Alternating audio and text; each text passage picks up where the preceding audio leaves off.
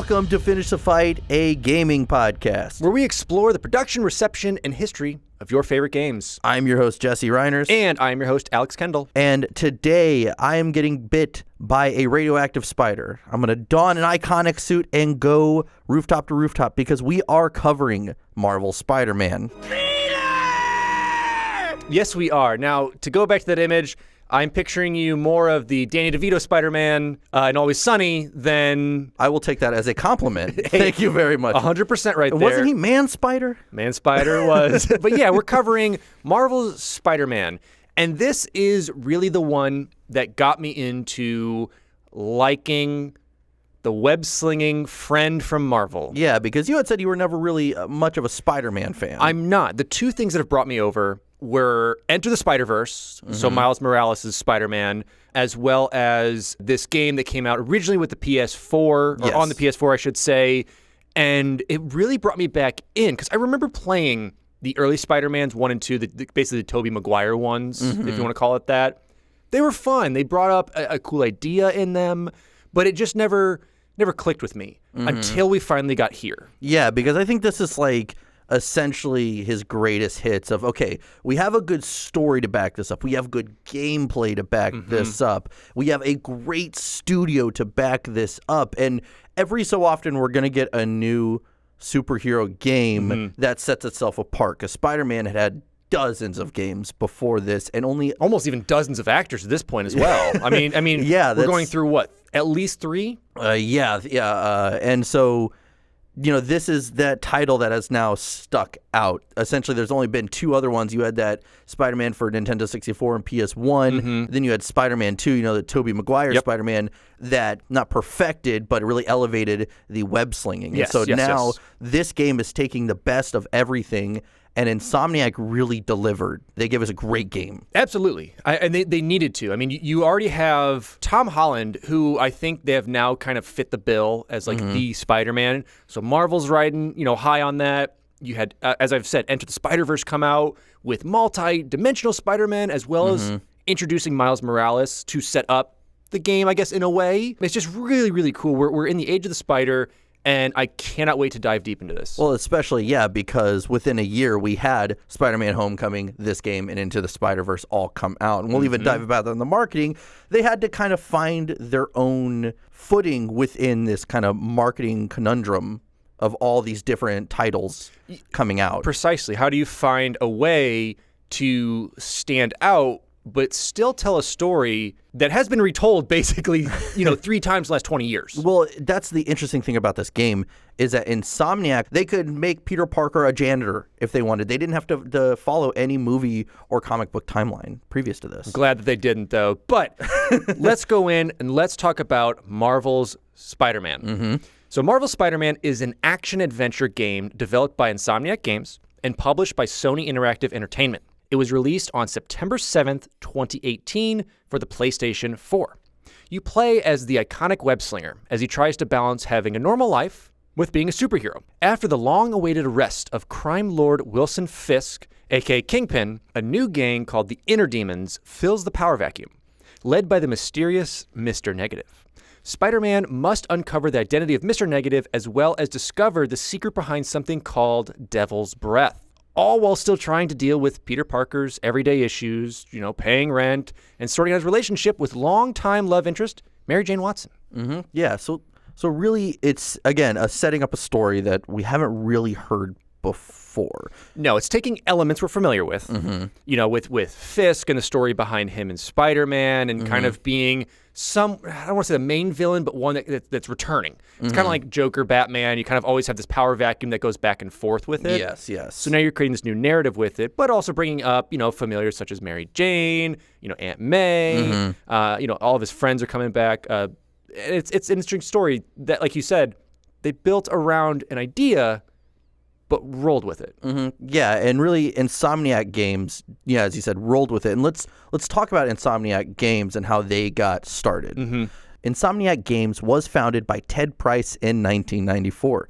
Price wanted to work in the video game industry since the release of the 1977 Atari 2600 when he was only 9 years old. Alex Hastings joined Price in mid-1994 as a programmer, with his brother, Brian Hastings, joining soon after. And I think Alex and Ted actually knew each other from university. I remember reading a little bit about that. And so he kind of touched base and was like, you're like a program whiz. Want to come work with me? Want to come program for me? And he said yes. For a short amount of time, the company was named Extreme Software, but was forced to change after a legal issue stemming from another company with the same name. Sounds about right. Sounds about like every 90s company ever. Say, every 90s company, and especially 90s gaming companies. The company considered the Resistance Incorporated, Ragnarok, Black Sun Software, Ice 9, and Moon Turtle before settling with the title Insomniac Games. Be right back. I'm going to register all those. I wish they were called Moon Turtle, actually. Moon Turtle is good. I like Ice 9. Ice. You're either an Assassin's Guild or you make sweet video games. The first project Insomniac Games developed was a quote-unquote Doom clone, first-person shooter created for the Panasonic 3DO due to its inexpensive dev kit. Again, we're gonna harken on this in all of our episodes. Yes, the PlayStation 1 and 2 were great, but it was so expensive and so hard to find a dev kit that people just went elsewhere. We're just going to go with this no-name console, essentially. Yeah, Panasonic, a household name in gaming consoles. They do TVs and now consoles. After 1 month of development period, the game was pitched to executive producer Mark Kearney from Universal Interactive Studios, who was impressed with the work. Universal would publish the game as well as help with the funding and marketing. After a failed launch, however, Universal suggested the team release through Sony PlayStation to sell more copies. A month of work later, the game debuted under the title Disruptor in November of 1996. Around this time, a younger audience took Sony by storm, so Insomniac sought to create a family-friendly game. 2 years later, in 1998, Spyro the Dragon was released with critical acclaim and over 2 million copies sold. Yeah, because it's, again, going from this Panasonic dev kit to being like, that thing sucked. Like, let's do a plan. Let's get to the PS1. Let's get over there. And honestly, for a lot of these studios, it's that weird fairy tale story of it just happened that they made their way over. This kind of family-friendly or younger crowd is getting into gaming now, so we can start to develop these things. And within that time, took some of the ideas that they already had conceptualized, brought it into Spyro, and really hit the ground running from there and produced some insane works. Well, you got to think, the generation before had really all their mascots made 2D in pixels. So now we have this new age of these new 3D mascots that can come about, and it was the perfect timing for Insomniac. Universal would request a sequel for the game and eventually a third installment. Game director Brian Allegier would join during the development of Spyro, Year of the Dragon in 2000. Following this third Spyro game, the company would move away from Universal to work solely with Sony. The transition would see between 20 and 25 employees making their way over as well. Yeah, so they wanted to bring their core team with them, and it made sense. I mean, they're producing a lot of amazing works, bringing this team over to Sony to kind of just fit right in. Yeah. Fit in that pocket that needed to be filled and just start producing for Sony. And that's exactly what they did. Because with the release of the PlayStation 2 in 2000, it allowed a new world of opportunities for Insomniac. They would plan to release a new game called Ratchet & Clank alongside the PlayStation 2, but unfortunately, it would be delayed until November of 2002, releasing with critical success. Insomniac would additionally release Going Commando and Up Your Arsenal as Ratchet & Clank follow-up games, with Up Your Arsenal being the highest-rated game in the franchise's history. They would additionally release Ratchet Deadlocked in 2005. When the PlayStation 3 was being developed, Kearney wanted to go back to Insomniac's roots and develop a mature first-person shooter. That shooter would become Resistance: Fall of Man and would be a launch title for the PlayStation 3 in 2006. And I remember that game. And Resistance has got some sequels from that as well. And it was an interesting take that took their ideas with Insomniac, brought it to that shooter world, and I think blended in, but also stood out from the Call of Duties and the Battlefields that were around. It created a different experience. Nothing that achieved that peakness of it. It stood out nonetheless. It did. It stood out nonetheless. With Resistance sequels in mind, as I had said, Insomniac created a second studio of 25 to 30 developers to focus solely on the Ratchet & Clank franchise in North Carolina in 2008. They would create the Ratchet & Clank Future series that includes Tool of Destruction, Quest for Booty, A Crack in Time, and others. And in 2010, Insomniac would partner with EA to develop a multi-platform game called Fuse, which would be a commercial failure, unfortunately. With Insomniac's morale at an all-time low, they looked to create another hit title. The result would be Sunset Overdrive, released on the company's 20th anniversary in 2014 for the Xbox One. Yeah, and it kind of makes sense seeing Sunset Overdrive and how it does eventually, the success of that game transferring over to the start of development of Marvel's Spider-Man. It does, because that game gives you a lot of free running. You can feel a bit of the inspiration from it or taking in ideas that they had from Sunset and bring over to Spider-Man, because they just did so well with just exploring the environment in Sunset and creating a game that, it did good. I would say that. It did good. But we're now getting to, I would say, like, their hit title and what we truly believe is, like, their game of, I'd say, this era, this decade. This is their stamp on their proverbial passport to making even better titles. Absolutely. And let's talk about making this title. This not a breakout title for them, but at least for this next kind of generation, kind of on the end of the PS4's lifespan. Now, after the release of Sunset Overdrive, director of project management Brian Intihar read a review about the game, in which it states that the studio would be a great developer for a future Spider-Man title. He would then send that quote around the office. Intihar even sent the quote to Sony to show them that there was a demand for it. It would not be long before Intihar found himself as the creative director of this fabled Spider-Man game. This is a life lesson for you kids out there.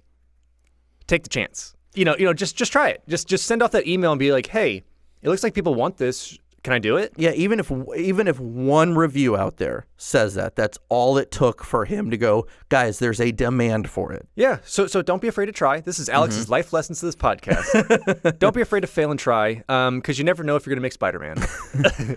Not so later on, Sony's VP of Product Development, Connie Booth, was visiting Insomniac Studios and would ask CEO Ted Price how he would feel about working on a Marvel game. Price did not know what to think about this, since the studio had not really worked on anyone else's IP before. He would ask some of the people at the studio how they felt, and they were all on board with it, considering they were all huge Marvel fans. Price would then tell Booth that they were open to the project, but he was curious as to why they were being considered.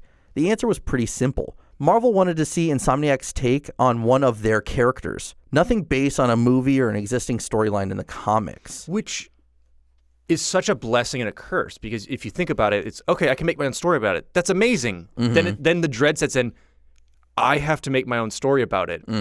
This is going to be somewhat canonical.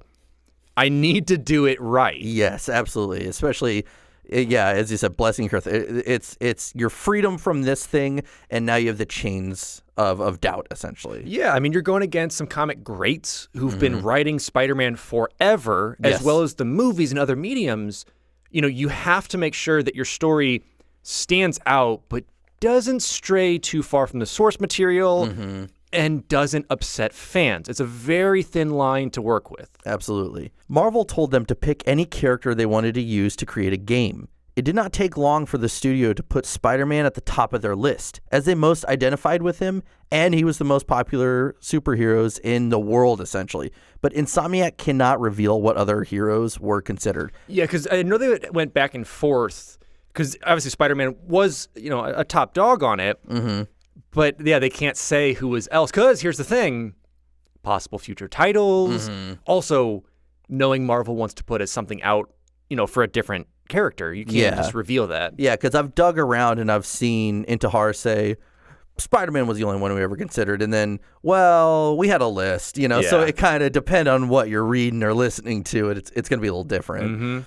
With Spider-Man as their main protagonist, they needed to begin work on their largest game at the time. The research began with hundreds of comics they needed to read through, with heavy influence from Ultimate Spider-Man series, which carried a fresh take on the Spidey universe. Great series, by the way. I think it's the first one I ever read when I was a teenager. It's good, and you can definitely feel it in the game.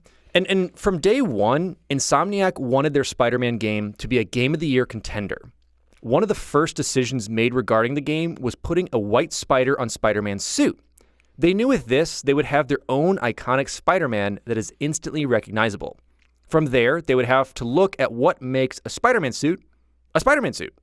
They would keep the recognizable red and blue colors and iconic web design so that they would not confuse anyone who was not a hardcore fan of the superhero. So they wanted to make sure that if you just saw it in passing, you go, that's Spider-Man. That's like the Spider-Man. Yeah, they didn't want to do anything crazy where it's like this yellow and black Spider-Man. You know, it needed to look like Spider-Man at a 1 second glance. Yeah, you needed it. I mean, obviously, the game does give you more costumes to work with later in the line. But as far as your poster child, you needed that. You needed to differentiate it. Because we're seeing, especially with Enter the Spider-Verse come out, and having Gwen and having Miles and having Peter in their own suits, you know, you have to make sure that you're still staying true to the, again, for the, you know, layperson fans, if you want to call it that, this is the Spider-Man. Absolutely. The studio thought to themselves, what would a 23-year-old Spider-Man use as inspiration when he's designing his suit? The answer, athletic gear. Basing the design off of popular athleisure outfits and changing those red boots up to be Puma-style athletic shoes. So more of a streamlined, older character, because this is an older Peter. Yes. This is an older character, so how has he adapted the suit to be better for him? Blue sections of the suit are for flexibility, while red sections are a thicker material that acts as light armor. And the white on the suit is made from a flexible carbon fiber, completing the total look. I love that they actually put this much logic behind it, because like the white is also like on his knuckles and his hands as well. They didn't just say, okay, these are just different colors. They said, okay, where the lightest sections are, that's where he's going to need to be more flexible around his joints. Like, it's awesome. And it's so smart. It's actually thinking of the suit and its purpose as not just an aesthetic design because he's a Spider-Man. Yes. It's using that purposefulness. And I would love to think of it in lore as, okay, I've grown up with this. I've seen what my suits have done. I've seen what I've built with these. How am I able to improve them? Yes. You know, because in this one, as in some other storylines, he works in the scientific community. Yes. And so it changes it up. So it kind of changes that knowledge base of like, oh, he probably has this knowledge base and he probably understands what this is and why he needs to do that. Yes. And when it came time to designing the anatomy of Spider-Man himself, they looked at the more skinny version of the hero from some of the popular comics, but overall his look just didn't fit for this game. Yeah. The team also tried a more linebacker, kind of big, bulky look, but it was just too big. So finally settled on more of a professional fighter's body. So more of just kind of that lean cut, but muscling. Just a little thick. Just a little Good kind of thick. Little thick boy. It's really interesting as well. I loved their logic going into creating this character as well as creating the story itself. Now, creative director Brian Intihar would look at the first Iron Man movie that came out in 2008 as a major source of inspiration for the game. It told a humanistic story from the perspective of a superhero. They needed their superhero game to reflect that. Insomniac would work closely with both Marvel and Sony to learn as much as they could about Spider-Man. In doing so, the creative team learned how to create a character that would reflect the iconic superhero, working with comic book writers Dan Slott and Christos Gage, with Spider-Man being Slott's favorite character in all of literature. They would decide from there to skip over Spider-Man's already well-known backstory, his coming-of-age story, and instead introduce a second coming-of-age. So smart. This is what needed to be done because otherwise you're just another Spider-Man game. Yeah. It's, oh, I'm getting spider powers. Oh, my uncle dies. Boo-hoo. Yeah, I think that's what Marvel did well with this current Spider-Man. They skipped that. You needed to. You needed to go, okay, everyone knows the story at this point. Whether they've seen the movie rebooted 3 times, they've read the comics, they've seen the cartoons, either the memes about it or the actual story of losing Uncle Ben, becoming Spider-Man, and slowly evolving into this. So they went, no, how do we tell the story later in life? And it makes perfect sense when it comes to so many things that they decide to do with the Spider-Man. Because of this second coming-of-age story, it's basically life after college while still trying to save the city. This meant that playing as Peter Parker and his alter ego Spider-Man. They also faced what they considered their biggest challenge when creating the story, which was which villains do they use for their story? They look to villains with more compelling backstories and more humanistic motivations for their nefarious actions. Yeah, so less of your radioactive or piles of sand. Yeah, I'm a bad guy. Yeah, it's more of I need, and Marvel does this pretty well. I will say Marvel does this pretty well for some of their characters of I'm doing this for a righteous reason for the wrong means. Yeah, like I think I'm good. Yeah, I'm doing this to save like my daughter, but I have to do these nefarious actions to do so. Absolutely. With the freedom to create their own story, Insomniac ran with it, making critical changes to some of the iconic characters in the Spider-Man universe, such as Mary Jane being an investigative reporter, Norman Osborn as the mayor, we know him as Green Goblin, and Peter Parker graduating from college. Of course, the game needed to feature some of Spider-Man's greatest foes as well, but they decided to bring in a newer enemy, Mr. Negative, who'd only been around 7 or 8 years when they started working on the game. And for comic book fans, 7 or 8 years is like baby years when it comes to villains or people you introduce into a comic series. Yeah. And he was more of an offhanded villain. It wasn't someone who was obviously mainstream because we don't really see Mr. Negative that often in the mediums. Yeah. And so it's nice to get that fresh look at it.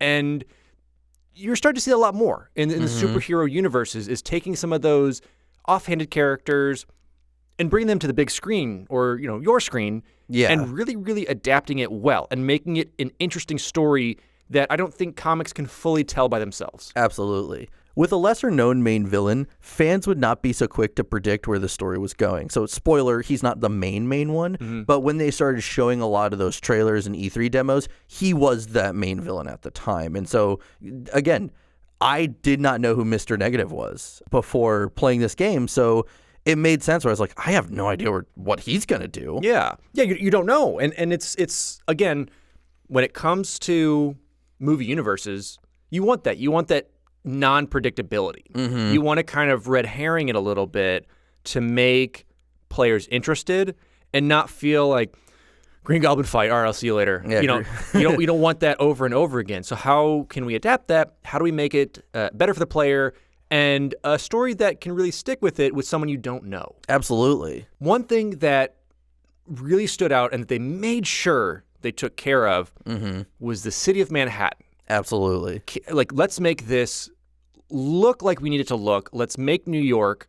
How can we really boil that down from the huge scale of the city to a video game? Yes. And creative director Brian Intihar, in an interview with Jeff Keighley, had this to say about it. Quote, "It's a sprawling Manhattan. As soon as you load up the game, you can go everywhere. It's open. It's not like we're hiding parts of the city. You can swing around in it as much as you want. The idea is that no obstacles should be in your way. We saw that parkour elements, and even when the water tower is destroyed, you can adapt to those situations. So saying as things change around the map, you're able to fully adapt parkour style, web slinging style, whatever you need to use it. Yes. Though Spider-Man's open world is several times larger than Insomniac's previous title, Sunset Overdrive, the actual size of New York itself could not fully be recreated and fit into the PS4. I feel like we were robbed of a real New York. I want to take an hour and a half to swing across the city. Or 2 hours to get a mile. That's what I need. So, unfortunately, Insomniac had to scale the city down, picking and choosing what to put in the game, including iconic elements of the city itself. They would go from New York City's 6.9 billion square feet to just 336,000 square feet, divided into 800 square tiles in the game. The city itself is said to be, believable New York. Insomniac added elements like water towers, fire escapes, and diversity of its citizens and cultural representation to get that lifeblood of it, get that New York lifeblood going through it. They even hired graffiti artists to create spray-painted art for the game. So they went around and then, put that into the game and had original pieces, which I think is really amazing. Well, a lot of people pointed out, again, we talk about diversity, is that before it was like a lot of just white NPCs and occasional non-white NPC. But now they changed it up to where it's an equal amount. It literally looks like you are in New York. Like you see women in hijabs, and they even put it to where Orthodox Jewish NPCs aren't out on Saturdays. Yeah, because their Sabbath is celebrating on the Saturday, and it's great that they've done this. I mean, New York is the melting pot of the melting pot. Yes. And that's where you're going to find so many different peoples and cultures and ideas. And to really represent that is amazing. Yeah, and I love about the Orthodox Jewish NPCs is Insomniac had to actually point that out because they were excited about it, but no one was noticing because it is such a small but good Just detail. super subtle detail. Yeah, with so they're it. like, guys, look at this. And then everyone's like, holy crap. Like, that's amazing. That's perfect. I think that's so cool to, one, respect, other people's cultures and religious beliefs and to make sure that you're following tradition, I guess, in a way. And to really represent that. That's really amazing. Absolutely. And going back to our baby New York, our little New York in the PlayStation, as the player progressed from one tile to another, the new one would load while the previous one unloaded, giving the PlayStation 4 the power to put as much detail as possible into the environment. We see this in a couple other games even older games that did this really well, where everything that's behind you unloads so that everything in front of you can load and can make it the highest quality, highest frame rates for you. And they did that ingeniously in this, doing the grids. Yes. I mean, they stole it from Animal Crossing. Some OG GameCube Animal Crossing. But it's smart, and it really shows. Because this game, they did beautifully. It runs beautifully. And I'm glad. Because at Spider-Man's top speed, a tile could be loaded every second. The studio also had to figure out how to fit an interior space that was bigger than its exterior. So, whenever you go to fight in a building, obviously your entire environment's much larger in there than it is showing just the building when Spider-Man's swinging around. The square footage, essentially. Yeah, the square footage gets to almost, I'd say, real-life square footage, whereas it's the smaller footprint for outside. Yeah. It's just Doctor Who's TARDIS you're constantly fighting in. And so they accomplished this through some well-placed camera work and cutscenes that would deload the exterior map as Spider-Man would enter a building with a larger interior space, so loading a different map. Yeah, so if you replay the game after learning that, you notice how they do kind of these camera cuts to make sure you don't see anything else going on. Sleight of hand kind of stuff. And it's so ingenious, and it's such an ingenious thing too. You still see on newer consoles, but you had to do that on older consoles when you had memory space to really deal with. It's like, how do we unload things, move things around, cut stuff? And to see that on modern consoles is really cool when you're trying to push it to the max. Now, when the game was officially announced, fans could not help but wonder, will this be as good as the movie tie-in Spider-Man 2 for the PlayStation 2? This game had perfected the web-slinging mechanic, and every Spider-Man game has been compared to it since. This stigma is something that Insomniac knew that they needed to beat.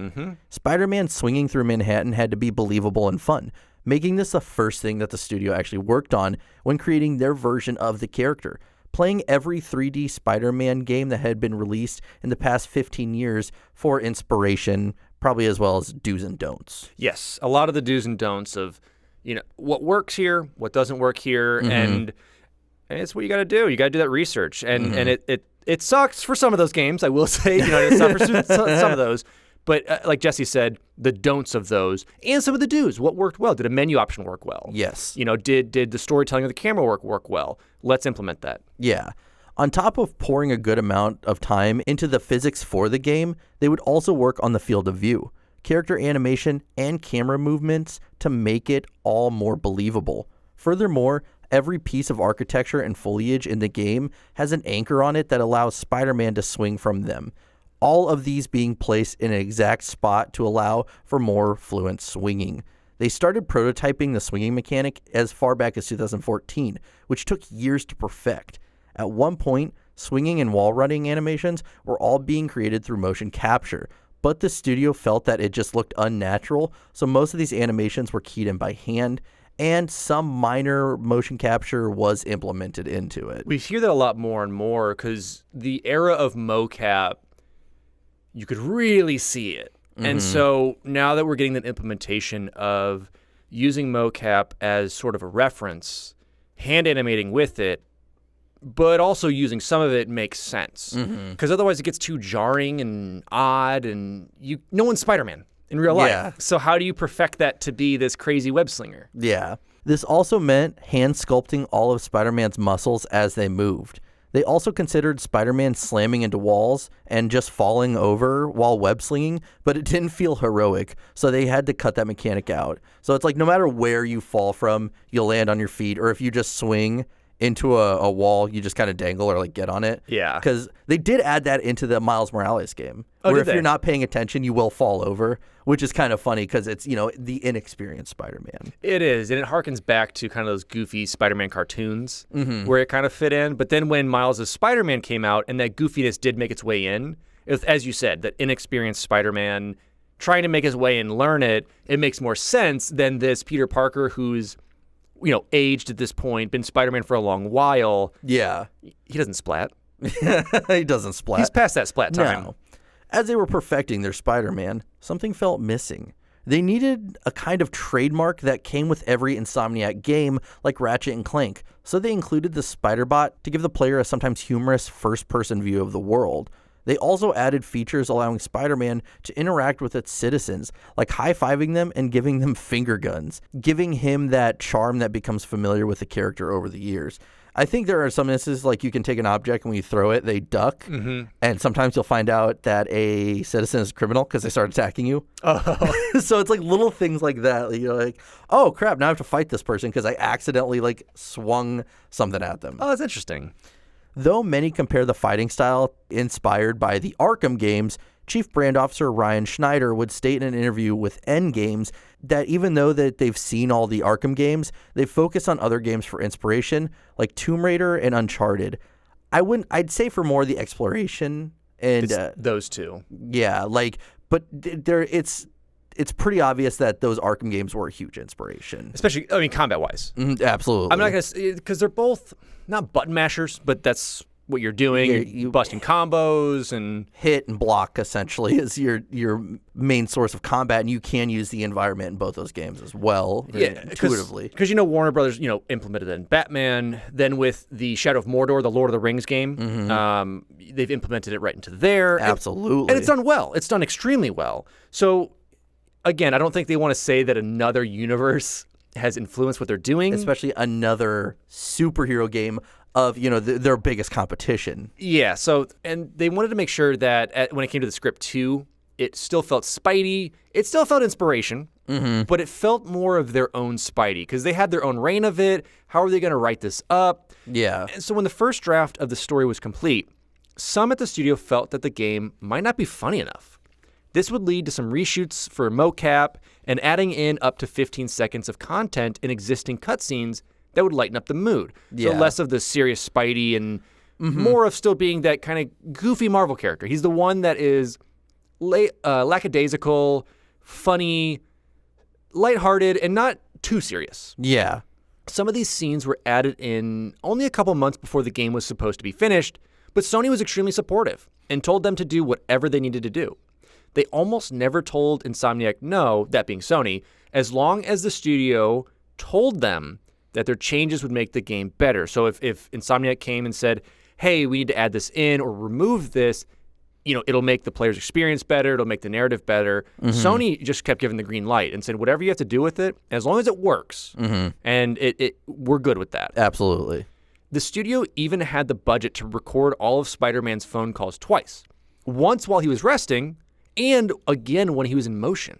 The studio even had the budget to record all of Spider-Man's phone calls twice. Spider-Man's voice actor Yuri Lowenthal would record once during while he was resting and once again while Spider-Man was in motion. So doing two different voice sessions where he's just stationary, talking on the phone, but then swinging, sprinting, all of those things. More of a little hurried, heavy breather. Yeah. I loved learning a lot of these details and going back and then testing them out. So he'll be standing there and he starts swinging the web and you can hear him just breathing heavily while trying to talk, which Yuri did a great job as Spider-Man for this. He's definitely one of the better voice actors out there for the character. Yeah, and I think those little nuances, as you had said, kind of with the Orthodox Jews on Saturday, same thing with this, just that at rest and moving. Yes. Instead of him swinging through and be oh yeah, I'm just chilling. Just casually talking, don't worry about me. There was one instance, though, where Marvel and Sony did give pushback to Insomniac. At one point concerning the death of Aunt May, Marvel told the studio that Aunt May could not die in the game, even though Insomniac had the scene written out and recorded.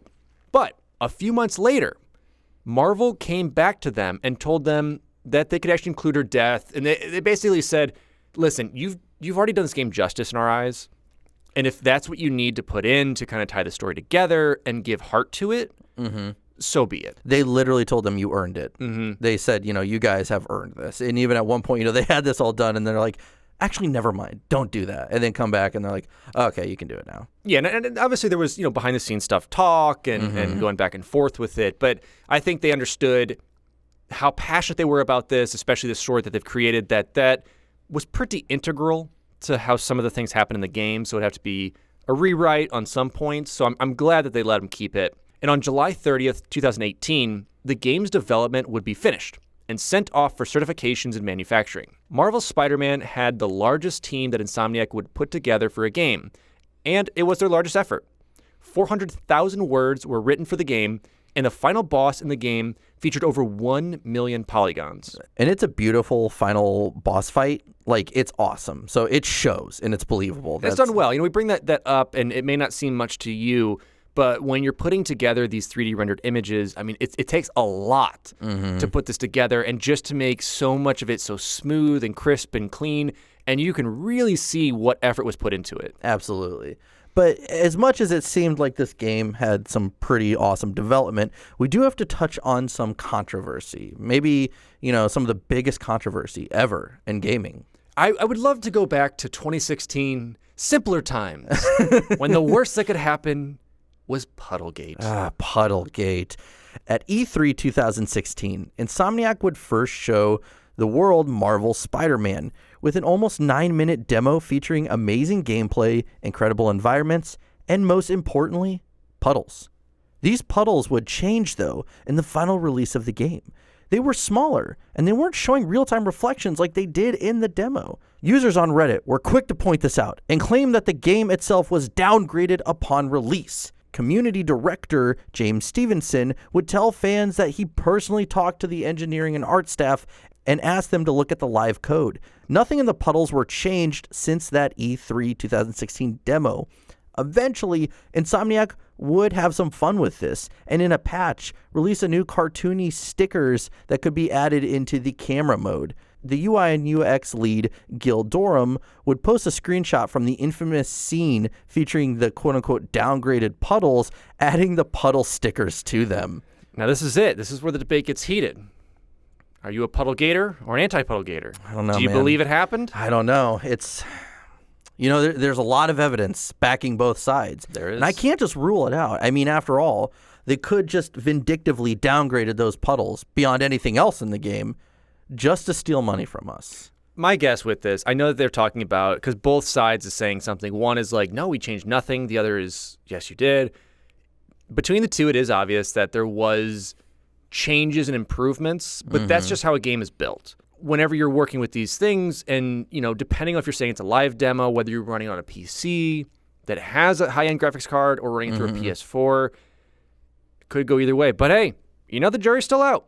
Jury's still out, but again, it's a tinfoil hat discussion for another day. So they did finally wrap up development for this game. Regardless of Puddlegate, it's finished. Now they need to market this game. As we talked about, marketing's a little sticky in this Spider-Man climate. Now, Insomniac's Spider-Man needed to stand on its own, since it was released the same year as Spider-Man Into the Spider-Verse and Spider-Man Homecoming released the previous year.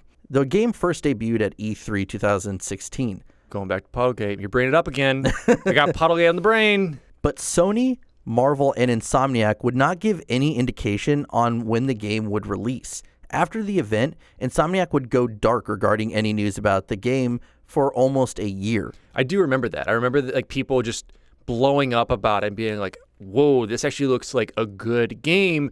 Let's talk. And they're like, there's like, no, and hit under the table. And I think that's what you need to do. Yeah. Especially if you're still going into the final polishing and making sure things... Making sure you don't pull any, faux pas and kind of ruin the experience of it. Well, especially you need to get the hype going, but you don't want to put anything out there just yet. In April 2017, during a live stream, Marvel's digital media vice president and executive editor, Ryan Penagos, would state that Marvel's Spider-Man and Marvel vs. Capcom Infinite were slated to release later in 2017. Many would assume that this was without a doubt what would happen, considering Spider-Man Homecoming was releasing in July that same year. Insomniac would later have to state that the game was not coming out anytime soon. So there was so much hype around this, and people were foaming at the mouth when this was coming out. Yeah, and again, you grasp at anything you can. You hear, oh, it's coming out 2017. Yeah. And like, all right, sounds good. And Insomniac has to go, whoa. We didn't say that. He probably honestly just heard Marvel Spider-Man. He's like, yeah, the Homecoming movie? Yeah, that's totally coming out. Oh, yeah. Spider-Man stuff? Yeah, shit, this year, sure. Whatever, Spider-Man, he's the one in the suit? Yeah, it's coming out this year. Continuing on with marketing, we have an NFL commercial. Sony would air their first major commercial for the game during the 2018 NFL season kickoff on NBC's Thursday Night Football. This was the first time in years that Sony had bought a media spot for a game, and it would be one of the most expensive spots they had ever paid for. I mean, you can see, though, how much they're backing this.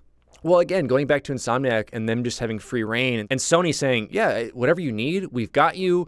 Just run it by us real quick, and you're good. So they knew that this was a cash moneymaker. They needed to push it out there because they were pushing, for those of you who don't know, Sony owns Spider-Man or owns the rights to Spider-Man. So they were trying to push all this Spider-Man stuff at the same time to just start ramping it up. Again, they are partnering with Disney for some stuff, so they wanted to ramp up and get into that niche of it. So it makes sense that they're just trying to go everything they have into basically these 3 different Spider-Man universes. Yeah. We also had a prequel novel. Titan Books would sign a 2-book publishing deal with novels that tie into the game itself. The first being Spider-Man Hostile Takeover, a prequel leading into the event of the game, which was released August 21st, 2018. Next, we have Spider-Geddon Issue 0. Insomniac's Spider-Man would make his comic book debut in Marvel's Spider-Geddon, released September 26, 2018, officially becoming part of the canon universe. There would be 5 different cover art variants created by Insomniac artists. There were also several other comic series that would spawn from the game, such as Spider-Man City at War and the miniseries Spider-Man Velocity. So Marvel is now saying, okay, you're not just this weird one-off game. You are part of the Spider-Verse. It's officially canon. It's officially in there. And then finally, I love this. We have the Times Square shuttle. So in New York, fans would start to spot a red shuttle featuring Spider-Man decals on the side.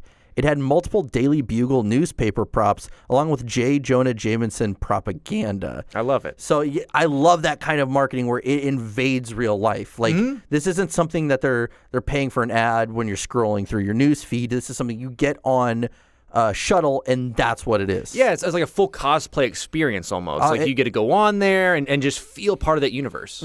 Yeah, but as I said, they marketed the game. It's out now. You're putting it into your PS4. You have that controller. Now you're going to experience the campaign. What do you expect from this game? So we're going to break it down for you and give you an idea on who are these villains, who does it center around, and what happens with our Spidey friend. Yeah, and I do want to give a quick summary about what's different about this campaign that we're going to talk about. And, they said that everything's different. So Spider-Man's 23. He just graduated from college. He's not making much as a research assistant. So that's where it's different. He's not working for the Daily Bugle, which that's actually what Mary Jane is doing. She's an investigative reporter. And additionally, we have Miles Morales in this universe, which is, a lot different than what we know. So having him and Peter exist as in the same time, we see in the spinoff 2 different Spider-Men, essentially. And then finally, Norman Osborn is the mayor of the town. So it's this whole new kind of landscape that they set for this campaign we're going to dive into. The campaign starts with Wilson Fisk, also known as Kingpin, who had been running organized crime in Manhattan for years. And it is time for Spider-Man to stop him once and for all. Spider-Man takes out the crime boss and turns him into the police. And it seems that the city's at peace. The game is over. Thank you, Insomniac, for your hour campaign. Yeah, and that's that. And then the credits go and You can do nothing about it. And you're done. It's beautiful. But no, it does not take long for a new crime organization to take Kingpin's place, the Inner Demons, which is led by none other than Mr. Negative. Ooh. And it turns out that this group is looking for something called the Devil's Breath. Mm-hmm. And during a re-election event for Mayor Norman Osborn, honoring the police officer Jefferson Davis, who is Miles Morales' dad, the demons attack, killing Davis, while Miles finds him dead after this attack. So immediately this game turns dark. Yes. And that's why we knew that comic relief earlier, because instead of those would just be sad. At this time, during the attack, Peter sees Martin Lee, who runs the homeless shelter where Aunt May works, transform into Mr. Negative. Yep. And from this, Mayor Osborn hires Silver Sablinova, or Silver Sable, and Sable International to replace the police. So kind of creating the security force. Martial law. Yeah, martial law, locking down the city, saying we're fighting this off. You know, I have complete control over this rule. Mm-hmm. In the campaign, Peter works for Otto Octavius as a research assistant. As Peter continues his work with Octavius in their research on prosthetic limbs, Osborn starts to cut their funding in order to get Octavius to work for him. Now, Octavius suffers from a neuromuscular disease and eventually will lose control of his limbs, hence why this research is so important. He creates his own mechanical limbs controlled through a neural link, but it is slowly driving him mad. So we see that in this game, Octavius is a good guy. We know him as Doc Ock, the bad guy. Yes. So that's instantly, you're just like, is he going to be bad? Is he going to be good? I don't know, because he is like almost like this father figure to Peter. Peter respects him so much, looks up to him, wants nothing but to just help him, and they want to change the world, essentially. Later on, it's discovered that Dragon's Breath is actually a bioweapon, and Mr. Negative inevitably gets his hands on it. Spider-Man is able to defeat him, and Mr. Negative is sent to the Rift, a mega prison outside of the city. He is not held in captivity for long, though, as Lee, along with Vulture, Electro, Scorpion, and Rhino, escape. As Peter tries to stop them, he learns that they are all working under Octavius, who warns Spider-Man himself to stay out of their way.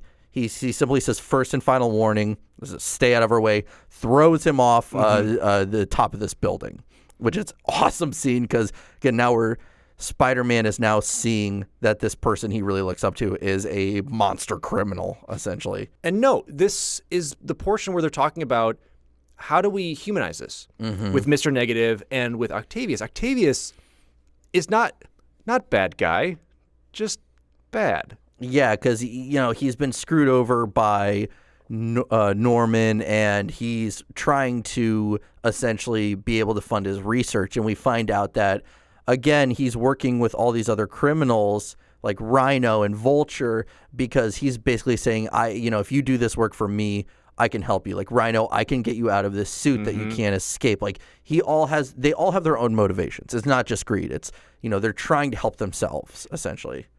Yeah, and we see that as well. Like we talked about the prosthetic limbs and the whole kind of suit build that he has. That's also making him go crazy. Yeah. So it's also tapping into that neural link that's screwing up his motives, I guess you would say, or it's just his making train him of thought. Evil, essentially. Yeah.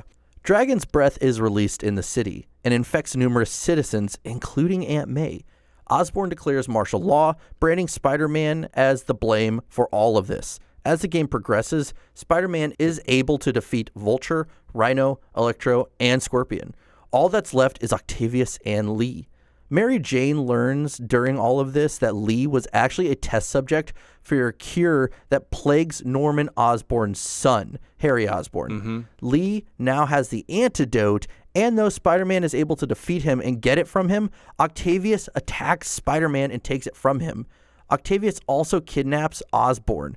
Spider-Man then goes back to their lab, the Octavius lab, and he creates a new set of armor using the same technology as Octavius's new limbs. And they face off once and for all, which is, we're talking about that final boss battle that has a million polygons. Polys. It's so good.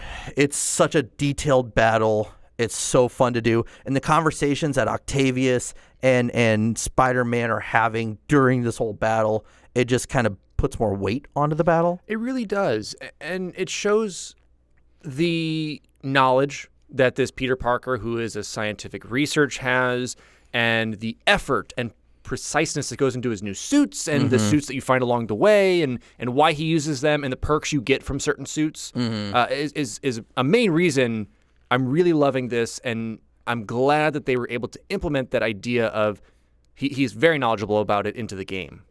The two battle it out, and during the battle, Octavius reveals that he knew all along that Peter Parker was Spider-Man, because around the beginning of the game, Octavius catches Peter Parker working on a Spider-Man suit. And so Octavius goes, oh, I get it now. You make the suits for Spider-Man. That was him kind of playing dumb, and he knew all along that he was actually Spider-Man. Eventually, though, Spider-Man does defeat Octavius, and he reveals that he was everything that Peter wanted to be, essentially, because it's this emotional thing where even though Peter's the only one who stuck up for him, Peter won't let him go. And finally Octavius says, you betrayed me like everyone. You don't care about me. And this is like such a weird emotional scene where Spider-Man breaks down because he's like, I'm the only one who cared about you. Like, it's absolutely crazy. It's sad. I might have cried. Might have. Did.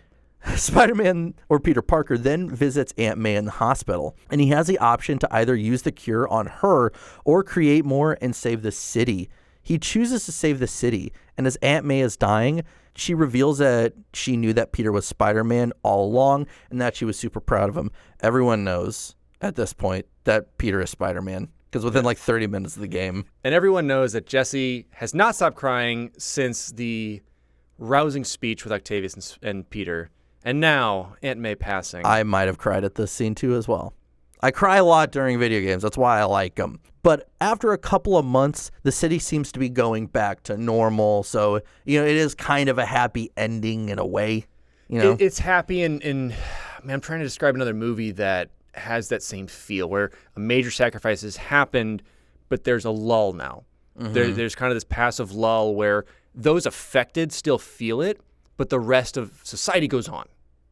Nightmare Before Christmas. Yes, that is the best iteration. I mean, if I were to say, it'd probably be Dead Rising, but that's just me. The harkening of everything. But yeah, it's cool. It's neat, and it really shows the heavy toll that some people pay for the masses. That you can't trade one life for 1,000 or 1,000,000 at this point. Now, there are two post-credits scenes. The first is Miles showing Peter his Spider-Man-like abilities, which he received from a bite from a spider that Mary Jane accidentally brought from Oscorp, with Peter revealing that he is Spider-Man as well. So they're like, how do we set up that spin-off title? This is how. Now, the second scene shows Norman Osborn visiting his son Harry, who is in a tank filled with a green liquid, and attached to him seems to be the symbiote-like substance that makes up Venom. So again, they're taking those liberties that it's Eddie Brock who's usually Venom, but now it's Harry Osborn who might be Venom. Who we know from either the original movies or later on was always just a regular guy that was Peter's friend. Yeah. And now we're seeing a whole different universe of it. Yeah. But really, let's dive into kind of playing the campaign and the mechanics and everything like that. Playing the game, I would say. Yeah, playing the game. Every feature of the game is everything you would want from a Spider-Man game, from the traversal to the combat down to the abilities. You freely swing across Manhattan with ease, with each web feeling as though it is truly attached to something within the world. Harkening back to our discussion of what it took for them to place each of those trees and lampposts and buildings precisely to get that fluid movement. Yeah.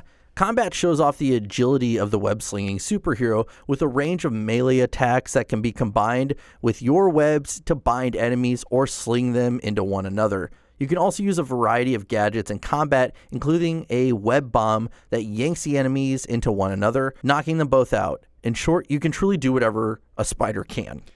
I'm telling you, this is it. The combat system and the combos especially, are juicy in this game.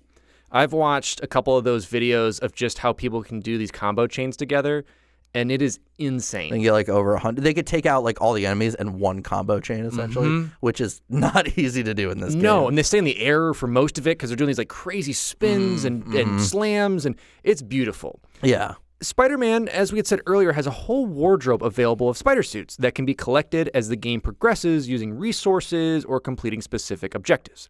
These suits come with some of their own unique abilities. For example, the punk rocker Spider-Man comes with an ability that releases a wave of sound from a guitar when used that sends all enemies in the area flying. Amazing. Combat can also be upgraded through several skill trees with a total of 34 skills that can be purchased and improved, all of which will be available by level 50. Now, Spider-Man has a laundry list of enemies in the game, from regular street thugs to members of the Inner Demons. You'll also encounter a number of just, as we had said, his main baddies. His main baddies that form the boss fights through the game. So it's set up almost a tier tree of, hey, here's the bosses you're definitely going to fight because Octavius released them. Yeah, it's their take on the Sinister Six, yes, which is a group formed, I believe, originally to just take out Spider-Man, but it's still awesome nonetheless. Each one of these counters offer a variety of different ways to approach the battle, which then you experiment with your abilities to take out these said supervillains. Yes, so very similar to other superhero games, they do want you to use certain ones that you learn, like that you're kind of learning through it. But as you get further in the game, it's more of how to use those combos, how do you find their weak spots, or how do you go through their motions and animations in the best way possible using your knowledge. There are also side missions throughout the game, such as a combat mini game that have enemies coming to the player in waves, or doing research objectives for Peter's friend, Harry Osborn. I know like that mini game one comes out in the DLCs later on. There are also collectibles throughout the game, like finding backpacks that Spider-Man had left to a wall while he was fighting crime, or he had to switch from Peter to Spider-Man. So in each one of those, you find like let's say like a kid drew Spider-Man for him. So they all like these little collectibles in there. That's cool. Now all of these will give you tokens that the player can use to purchase new suits and upgrade their gadgets. It is a game that actually exploring is fun, and it's not too difficult to find some of these collectibles, do these research stations, take photos of like the Avengers Tower or Doctor Strange's hideout. Yes. I can't remember what to call it, but yeah. It's a cool hideout. It's a tree fort. The Sanctum, that's it. The Sanctum, that's it. It's a tree fort. That's his real hideout. And yeah, going to the photo mode is an interesting implementation because you can capture the moments, and that's a nuance that's been added to a lot of next-gen games, is doing that, and a lot of players absolutely love that moment of being able to capture your in-game character, whether it's a cool sunset in like Red Dead Redemption or something cool here where you can even do selfie mode and go around with citizens, taking some snaps. Yeah. So it's a neat implementation, and it definitely drives more to the game that's outside of combat, more of collections and ideas with it. So wrapping up, what we're doing in the game, how it is, the campaign, even talk about Miles Morales, let's talk about the DLCs that have come out. Sony would release 3 DLCs for the game that could either be purchased separately for $9.99 each, or all 3 for $24.99 under the City That Never Sleeps Season Pass. These 3 DLCs were a continuation of the main story. The overall story revolves around the rise of the mob boss Hammerhead and his fight to take over the Magia mob family. Additionally, each DLC comes with its own new set of side missions and collectibles. The first being the Heist. This DLC would introduce Black Cat and Hammerhead into Marvel's Spider-Man. Black Cat, or Felicia Hardy, is on the hunt for a group of hard drives, all of which contain the Magia mob family's fortune. Felicia reveals that Hammerhead is holding her son hostage and must find these hard drives to get him back.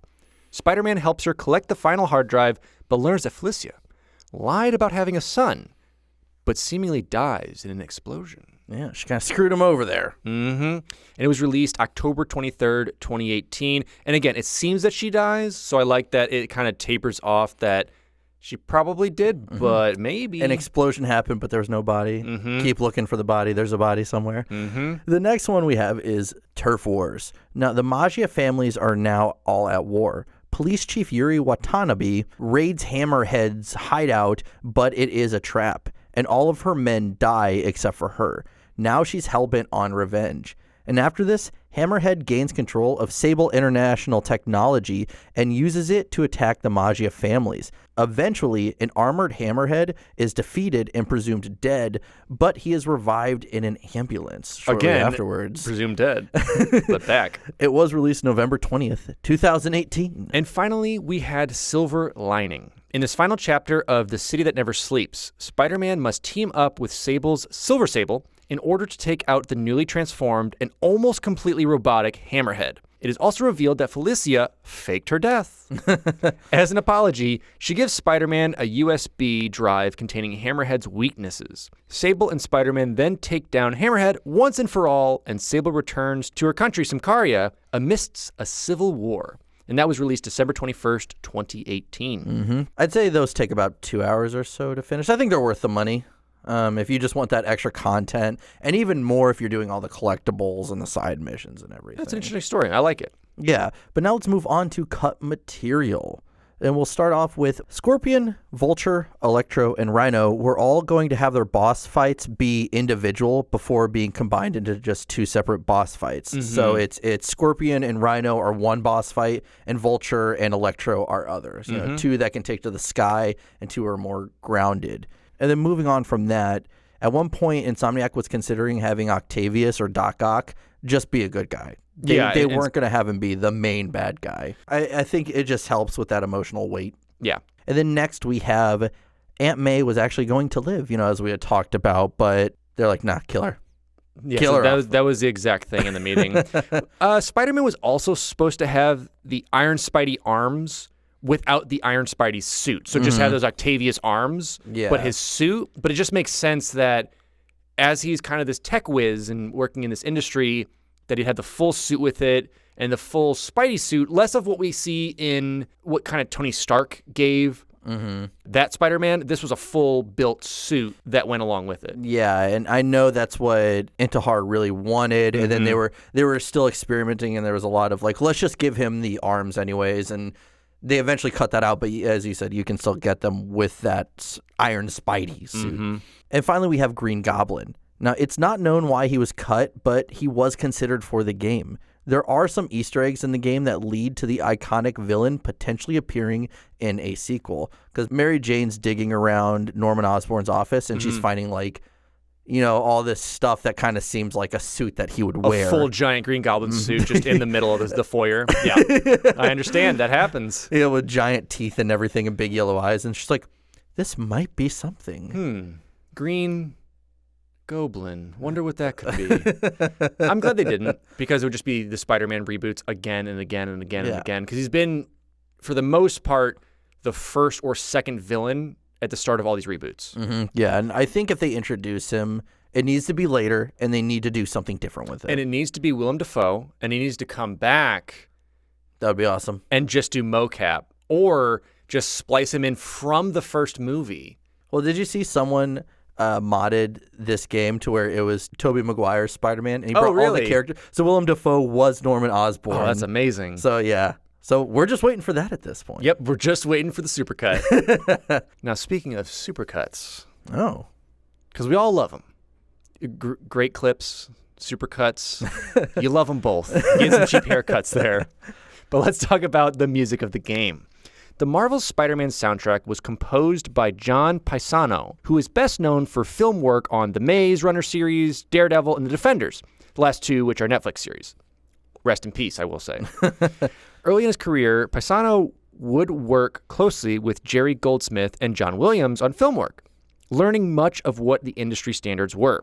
Paisano also had his hands in creating parts of the soundtracks in Mass Effect Andromeda and Detroit Become Human. He would be brought into the Marvel's Spider-Man project very early into development, working for nearly 2 years on the music to make sure it could do the game and franchise justice. Paisano spent the first year working alone, creating the specific character themes for the different places in the game that they would appear. Once those were finished, those themes were implemented into various tracks to create frameworks of suites. Those suites were then cut up into different pieces and placed accordingly into the game's complex music systems. During an interview with Medium.com, music editor Rob Goodson said this of how the music implementation works. Quote, "This music system in Spider-Man utilizes a combination of technologies. In a nutshell, the system is tracking a number of variables that determine music intensity, including player altitude, player speed, and the length of time spent swinging. Each piece of the music that you hear in an open world has 3 levels of intensity that transition between one another depending on how high you're swinging, how fast you're going, etc. When your speed drops to 0, we trigger the end stinger that brings the music to a natural sounding conclusion. I mean, to wrap that quote up, basically saying we trigger these sound cues, music events, depending on what you're doing in the game. Yeah, and I'd say when you're swinging throughout the city, usually the main theme comes in, and it's perfect because you do. I know we're gonna say this. It's a cheesy thing, but you feel like Spider-Man. It's awesome. You do, and it adapts to it. Adapts to fight scenes and intensities of it, how they wrap up, how you land. It all hits in there, and the cuts make sense because it's again a supercut. Haircuts.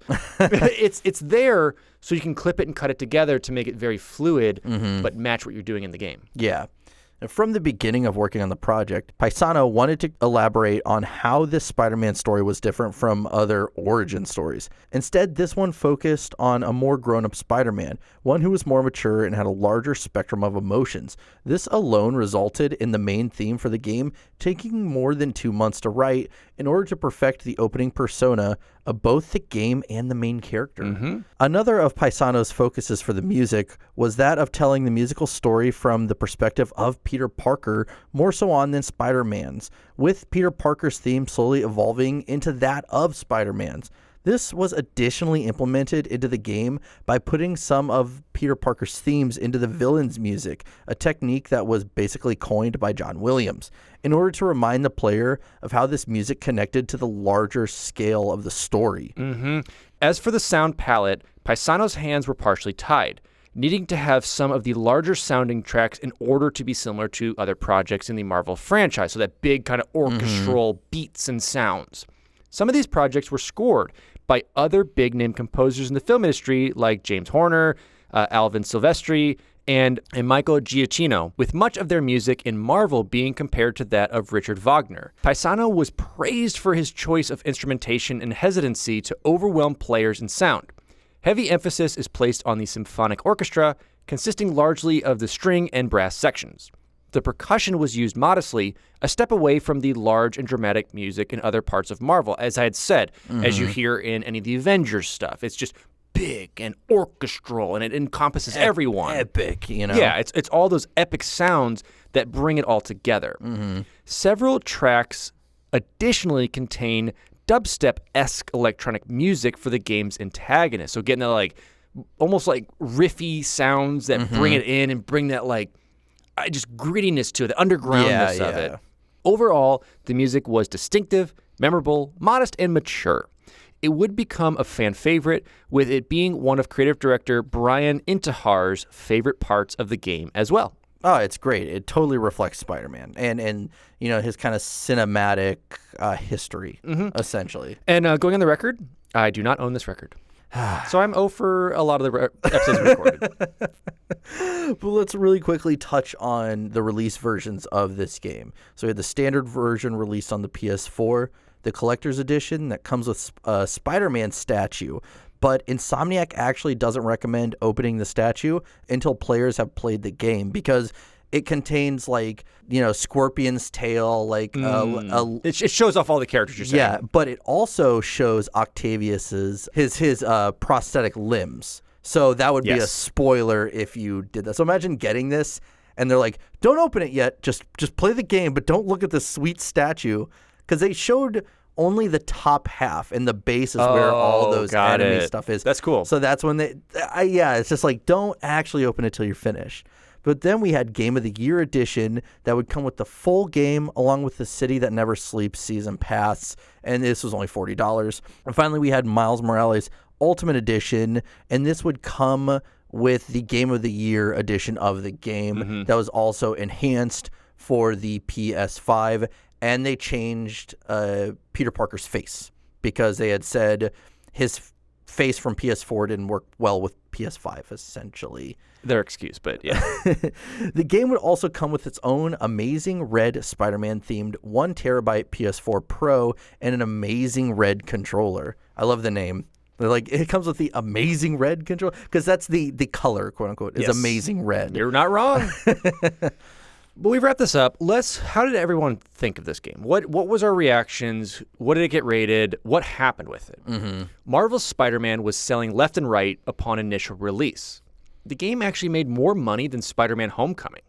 1 million copies of the game were pre-ordered, and in only 3 days, the game would sell 3.3 million units, making it the fastest-selling Marvel game of all time and the fastest-selling PlayStation exclusive title of all time, until we had the release of The Last of Us 2.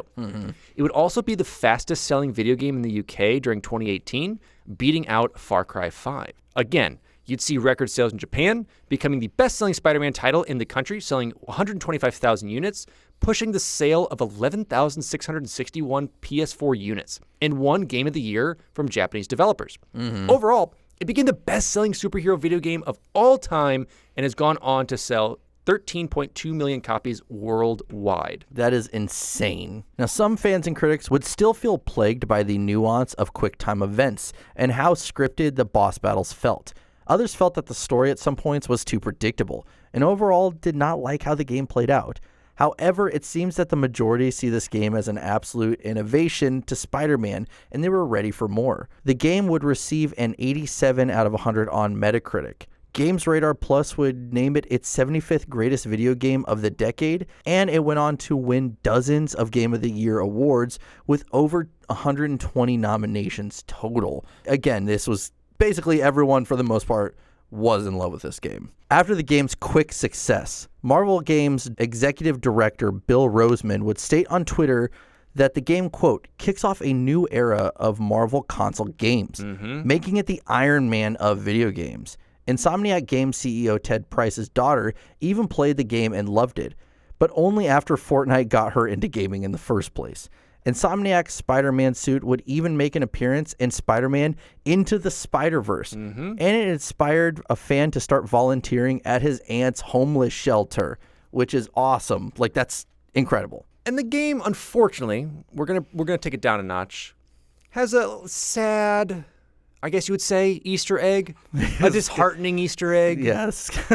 In May, kind of sad. In May of 2018, Tyler Schultz tweeted Insomniac, asking them to help him propose to his girlfriend of 5 years with, quote, Maddie, will you marry me? Being somewhere in the game. Insomniac actually did it. But by the time the game was released, Schultz, sadly a single man, Schultz would post a video stating that he was actually happy that the proposal made its way into the game and simply wanted to see it be used by someone else as a marriage proposal to their significant other. Sorry, Schultz. Hey, listen, you got something in the game, though. That is pretty cool that they did that. That is a pretty cool legacy. Just frame them on the wall and be like, bad times, but good times. Insomniac had worked with Sony for 20 years, producing 20 games and 6 franchises all over 4 consoles. In August of 2019, Sony would acquire Insomniac Games for $229 million, most of which was paid in cash. The deal was completed only 3 months later after the announcement. After Sony purchased Insomniac, news would break that Disney could no longer produce films using Spider-Man. Marvel and Sony fans were so upset with this that the hashtag #BoycottSony would start trending, with fans threatening to not play the next PS4 Spider-Man game. Luckily, Disney and Sony came to a deal, and any further issues would be laid to rest. After Sony's inquisition of Insomniac, they would state that no one is going to tell them what game they need to make. They have complete freedom to produce some stuff. Yeah, so it was mainly just like, we kind of just want to dip into your profits. Yes. But you guys are obviously doing a lot right, so keep going. Yeah, we want your profits, but we're also going to bankroll everything, is pretty much what it comes to. Yeah, absolutely. As long as we know this game will make money, we're just going to throw marketing budget at it. Now, Spider-Man is an iconic, lovable, and absolutely relatable character. And no matter what medium he turns up in, chances are fans are going to flock to him. More often than not, it is usually the video games that he is in that are a swing or a miss, and some are less than forgettable titles being released over the years. Marvel's Spider-Man went up against the grain in some traditional senses of his story and ramped up the gameplay in swinging to 11. It merged Peter Parker and Spider-Man's worlds and made the story that much more dire. Insomniac proved, as always, that it can create a single-player experience that resonates with fans and has them anxiously awaiting for what is next. They created a game that at times is extremely relatable, and at other times made you feel like Spider-Man. There's no question about it. Marvel's Spider-Man will go down with great games such as Spider-Man for the PlayStation and Nintendo 64 and Spider-Man 2. it might even find itself on top of both. Beyond anything, Insomniac showed us that Spider-Man is a timeless and unforgettable hero. But yes, that was going through the development, the campaign, the music, the marketing, everything about Marvel's Spider-Man. So as always, we're going to talk about why did we choose this game to cover on Finish the Fight? Why did we think that it was pertinent to dive into its backstory? So as always, Alex, please start us off. I'm going to be honest to start this. This was not one of my top games at the time. This took a little convincing from Jesse over here, because I am not a Spider-Man fan. I have converted, in a pinch a little bit, like a couple grains of it, with into the Spider-Verse, and then you were the one with the PlayStation at the time. I was like, dude, you got to check out Spider-Man, and my response was, quote, I'm good. I thought it was just no. It was something along those lines to just shoot me down. Yeah. So with some convincing and showing me some clips, I eventually came around, was watching some gameplay he was doing, and dove in myself and bringing back that topic of the Arkham games, the Batman games. It does do it. It brings you in. It sucks you into that combat. And it makes you feel strong in a way, like just working as a superhero. But it feels so relatable and just such a clean, fun gameplay. Yeah. And I think the story is very interesting. I'm glad that they took their own take. It wasn't just another retelling of him getting bit by a spider and starting over. And, that's honestly, Jesse brought this episode to you guys, and I appreciate it. I thought it was really well done. I'm glad we were able to explore it. And I didn't really think much of Insomniac. I haven't really followed them. I wasn't really a PlayStation guy. But diving into it, seeing the legacy they've left, and bringing that to Spider-Man and everything that they've coming through with it, it's amazing. And I'm so glad we were able to cover this and give you guys a story that wasn't a traditional development story, and it was kind of just a keep rolling with the punches doing it. Yeah, they were handed the keys to the car and just drive it and let us know where you end up, essentially. And it's very rare that a studio has hands off from the IP owner and the development company, the publisher, I should say, and are just allowed to as long as they get the check mark of hey, I'm doing this. Sounds good. That's it. Yeah. No pushback, implementation, no Marvel hands. It's awesome. Yeah, and I mean, this game as well as I've played some of the Spider-Man games over the years. I played the one on PlayStation and Nintendo 64 as long as Spider-Man 2, and I played one or two afterwards, and I just saw that they had fallen off. It's obvious they're just kind of trying to churn them out as quickly as possible because Spider-Man is attached to it. And they became kind of beat-em-ups for some of them, and it just wasn't the best. No, but you have this game that I was told was story-driven, which me, that's my that's what I want is a story-driven game. But the gameplay is intuitive, and you can adapt to anything that's thrown at you very quickly. There are hundreds of ways to attack someone in this game, if not thousands of ways that you can use combos and tricks in the environment around you. It's awesome. The gameplay, the traversal, is super smooth. And furthermore, the replayability with the photo mode, with all the side missions that you can do, helping civilians or stopping a robbery, or even going to Harry Osborn's research stations, it all allows you to play the game for hundreds of hours if you want to. And I rushed through it when I did play it initially because I was just story. Yeah. But I've gone back and I've just, it's fun to just explore. I know Intihar has even said that he'll just sit, when they were developing it, he would just go through the world. That's all he would do. And you can do that alone for an hour. I think the longest I did for was 30 minutes. I was bored one night. Went through, just explored the world, see what they were doing with, how they created this game. And I think overall, it's an amazing, unique take on Spider-Man.